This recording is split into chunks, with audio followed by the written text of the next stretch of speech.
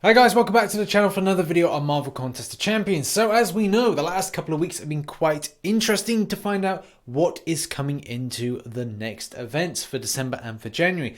But in particular, next month in December, we have got Knight Riders. And as I've said in previous videos, this is nothing to do with the show called Knight Rider featuring Michael Knight as, you know, David Hasselhoff.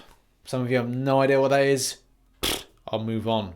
Whilst doing the research for this video and looking at this here, I was kind of thinking that this is kind of an odd name and an odd fit based on the fact that both characters feature in a comic book series called The New Warriors. A good example of this can be found in this issue here for The New Warriors, where you can see at the top is Darkhawk and then down here is a mention of Night Thrasher. And yes, just to confirm, these are our two new characters, Darkhawk and Night Thrasher, both very unique. Both of them can be argued as, should they be allowed their powers? Should they be allowed any kind of enhanced abilities? Because they're kind of humans. Should they be more skilled than tech? These are questions that we're going to answer in the upcoming video. So let's get into details on these two new characters. Dwayne Taylor, aka Night Thrasher, first appeared in Thor issue 411 in 1989, so he's been around for a long time, and this marks a point that nearly reaches about 30 years. So it's been quite a journey, and it's really cool to see a unique character come into a game like Marvel Contest of Champions. One thing that really drew me to this character was his backstory. It's pretty darn dark. So his father was in the Vietnam War. He stumbled across this weird temple with his platoon mates and his commanding officer. There was a sorceress within it, and she said, hey, well, you're going to have to marry my daughters and enter into this pact. And Dwayne's dad said, no, I'm not into that. So he then left. So yeah, the sorceress was like, well, I'm going to put a curse on the commanding officer. The commanding officer then goes and kills Dwayne's father and mother, and then puts a further curse that then, blocks everything out. So they don't know that it was the sorceress that was the person responsible for the death of his parents. Yeah, pretty dark. Oh, but it gets a lot darker when the sorceress and the commanding officer that killed his parents now become his legal guardians. That is so messed up. But the fact is, he then looks towards avenging his parents and then sort of kind of brings out this alter ego Night Thrasher in an uncostumed version before, in later period, getting a costume. And you might be wondering, well, he's more like human. Does he need that like an armor, like a stronger armor? And the answer is yes. I think it looks fairly likely this will be a skill-based character, but there could be a nod for him to be a tech champion. And that's really kind of solidified by the fact that he goes and speaks to his guardian, who is the person that killed his parents, though he doesn't know that, to commission him a suit of armor, able to stop superhuman criminals. Night Thrasher was a key member and key creator of the New Warriors, which is where Darkhawk comes into this whole kind of equation. He has some very outlandish and very specific thoughts on crime fighting, which can be quite rivaled and quite opinionated in the group The New Warriors. Although he has no significant, well, actually he doesn't have any powers, there have been notes to say that he uses certain aspects of power, so whether or not that would be a nod when he comes into the game, that is yet to be seen.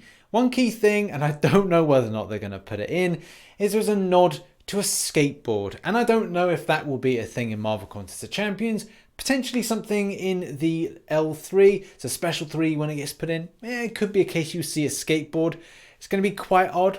It's going to be unique and odd, but yeah, I could see it. He has been noted to have some kind of good mental strength, which, whether or not going up against a champion like Emma Frost, could be good for that. Even though there's no significant powers, it could be another counter to that type of ability. Unfortunately, anything can poison him, bleed him, and such like.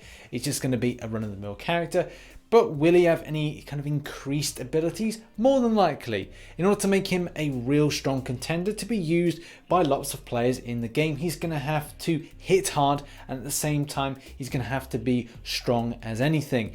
They may look to improve the suit, which will allow him access to better withstanding measures when you're going and taking the champion in content like the recent Ultron Assault, the variant edition, as well as things like Act 5, and also, is he going to be a contender for Labyrinth of Legends? I doubt it, but it's nice to think that new champions like this that are kind of unique and weird could make the case to be a good contender. Now, what of our next character, Darkhawk? This character isn't as dark as the other one, because that was very dark, but this one is all about losing faith in the people that you admire. So yeah, Chris Powell's father was a cop, and unfortunately it was the case he was taking a bribe, and that seems really sad and disappointing. Whilst trying to escape from this, whether or not he was feeling threatened or at the same time disappointed in seeing his father take the bribe, he finds an amulet which transforms him into this kind of Darkhawk armor. And it's kind of weird as a teenager because you're battling with a lot of emotions and going through changes. So you're going for a big change, you've got this super suit that you're now wearing. The Darkhawk armor has some amazing things that improve the fighting as well as durability. So it's got dense armor to begin with. It's got this kind of grappling hook, kind of Wolverine type claw, which is kind of weird to see, but cool. Blasts that come out the centerpiece like a chest piece from the amulet.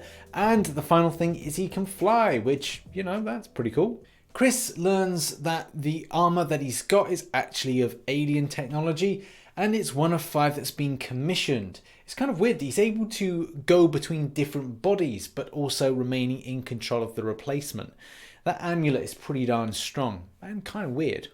Here's where things get a little bit more stranger for Darkhawk, and does question whether or not this champion is going to be a mystic or a tech. There's definitely a good shout from both camps to say whether or not this one will be a tech, based on the suit being of, well, Android and it's like technological, but at the same time the amulet qualities and the fact that it's been infused with magic does point it to be more of a mystic based champion. So let's look at this. Now here's where the split is. So as we know, the Android body has been created using technology and at the same time elements of magic, but there are some divides and some things that are in there that you kind of go, well, that's a bit odd.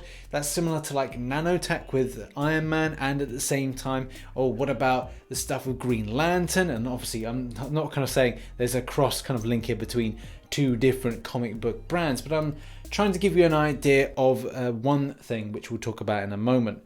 So superhuman strength, superhuman speed, durability, agility, reflexes are the normal things that come with any kind of suit improvements. It's going to enhance that, as we know with stuff with Iron Man. But this is the interesting thing, armament, conjuration. So the idea that, as we said with the Green Lantern reference, that by the own thought process you could conjure a weapon. But at the same time, you can say the same thing with Iron Man, as we've seen with Infinity Wars and as well with nanotech. He's able to create certain types of weapons based on what he says. Like if I want to create a hammer, then it's a case that Iron Man creates a hammer. A blade, he creates a blade. You know, some sort of Thanos-based stopping thing. We've seen it in the movie. We know exactly all about that.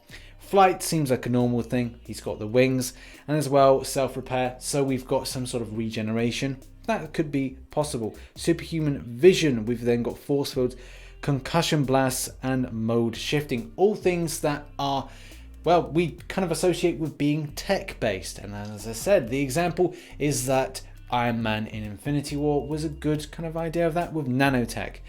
But will we see some kind of like magical aspects? It seems fairly likely, especially if built into that comic book history was elements of magical enhancement with technology. So mystic or tech, that's an argument I'll leave for you, whether or not you feel that Darkhawk is going to be a mystic or a sneaky tech, or a tech or a sneaky mystic. So that has been our video all about Darkhawk and Night Thrasher. So what are your thoughts on these characters? What do you think is going to be the class of them? Are you looking forward to see whether or not Night Thrasher gets his skateboard? Are you equally interested in what class it will be for Darkhawk when they're both put into the game? It's very exciting to see what could happen with these, but I'll leave it over to you in the comment section which one you're most excited to see. Personally, I'm more interested with Darkhawk. I like the aspect of this kind of like tech mystical aspect to the champions. But yeah, if you enjoyed the video, hit that like button and subscribe for more Marvel Contest of Champions based content. I've been Rich the Man,